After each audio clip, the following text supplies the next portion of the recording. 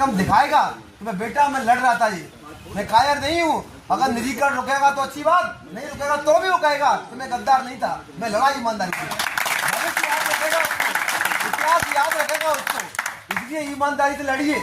और मैं आपको गारंटी दे रहा हूँ, जितना डर यहाँ नहीं है उससे ज्यादा डर प्रबंधन और सरकार में है। वो डरे हुए हैं, रोज मीटिंग कर रहे हैं कैसे हम इसको निपटेंगे, कैसे हम व्यवस्था करेंगे। बात समझ में आ रही है? सरकार प्रबंधन जो है वो खुद कह रहा है कि डरिए मत प्राइवेट कंपनी से, डरिए मत। बात समझ में आ रही है? इसलिए निर्भय होकर, ये विभाग की लड़ाई है, विभाग को बचाने की लड़ाई है। अब ये 3 विकल्प दिए हैं, आपने पढ़ा हुआ है लेटर, प्रबंधन का जो लेटर आया है 15 मई का लेटर है, जिसमें लिखा है कि निजीकरण के बाद आप पर 3 विकल्प होंगे। पहला, उसी स्थान पर बने रहें, मतलब प्राइवेट कंपनी की नौकरी ज्वाइन कर लें।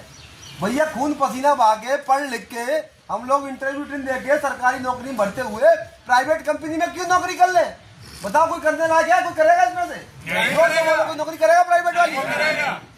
भाई हम क्यों करें? और बात बाकी प्रबंधन को अगर इतना अच्छा विकल्प लग रहा है तो वो इस्तीफा दे दें, अपनी IAS की नौकरी छोड़ दें, कुछ चले जाए टाटा में, भैया हमें तो नहीं जाना। सही बात है भाई। दूसरा कह रहे हैं कि दूसरे डिस्कॉम जो बचेंगे मध्यांचल पश्चिमांचल उसमें चले जाएं।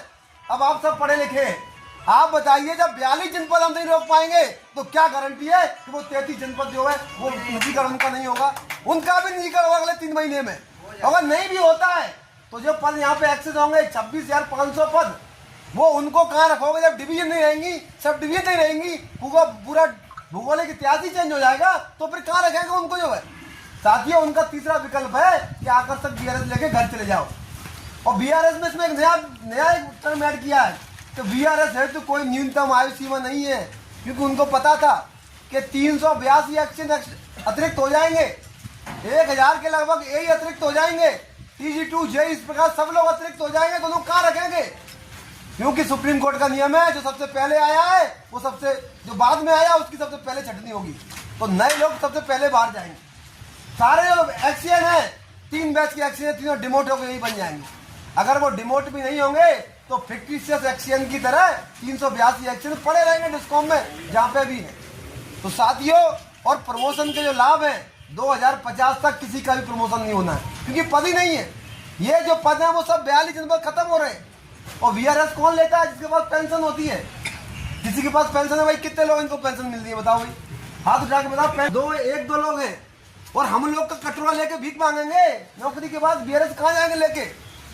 आकर्षक में क्या है, अगर 5 साल की नौकरी है तो 5 महीने का वेतन लेकर जाओ, 10 साल की नौकरी 10 महीने का वेतन लेकर चले जाओ। तो भैया बता दो, 5 महीने का वेतन लेके मेरा भविष्य चल जाएगा क्या? चल जाएगा किसी का? बताइए भाई, नहीं चलेगा। पेंशन नहीं है तो इसका ये क्या है? ये भी एक तरीके का छटनी है, क्योंकि जब एक्सेस होगा तो इसी विकल्प के तरह फोर्स, कहते हैं ना VRS, ये VRS नहीं है, ये फोर्स रिटायरमेंट है, जैसे फोर्स पीडी करते हो आप, ये फोर्स। देखिए, बिजली के निजीकरण के विरोध में आप 2 से 5 बजे विरोध सभा हो रही है, यहाँ पूरे प्रदेश में हो रहा है। इससे पहले लगभग 5 महीने से बिजली कर्मचारी निजीकरण विरोध में आंदोलन कर रहे हैं। अनशन भी किए हैं, विशाल रैली भी किए हैं, लखनऊ में भी किए हैं, जनपदों में बिजली पंचायतें हुई हैं। लेकिन अभी तक आप देखिए कि पावर कॉर्पोरेशन प्रबंधन हद धर्मता अपनाए हुए है। वो लगातार जो है कर्मचारियों का दमन और प्रताड़ित करने से डरा धमका के जो निजीकरण करने का प्रयास कर रहा है।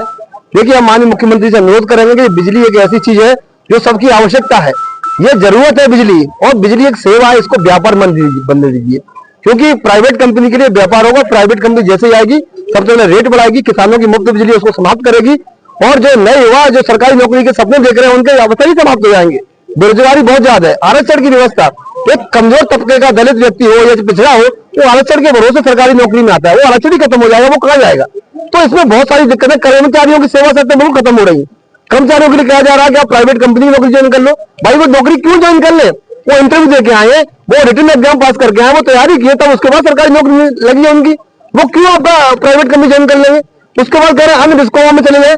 भाई अन्य डिस्कॉम में 45 जनपद प्राइवेट हो जाएंगे तो 32 जनपद बचेंगे, उनमें ये लोग कैसे समाहित होंगे? 26,500 लोग हो जाएंगे अतिरिक्त, उनको कहाँ रखोगे? कैसे समाहित करोगे? लोगों के सारे प्रमोशन से रुक जाएंगे, 2050 तक कोई प्रमोशन नहीं होना है। उसके बाद लोगों की छटनी होनी, जो नए लोगों को सब बाहर हो जाएंगे सुप्रीम कोर्ट के नियम के अनुसार। उसके बाद कह रहे VRS ले लो। नहीं, VRS तो वो लेते हैं जिनके पास पेंशन होती है, 25 साल की नौकरी होती है।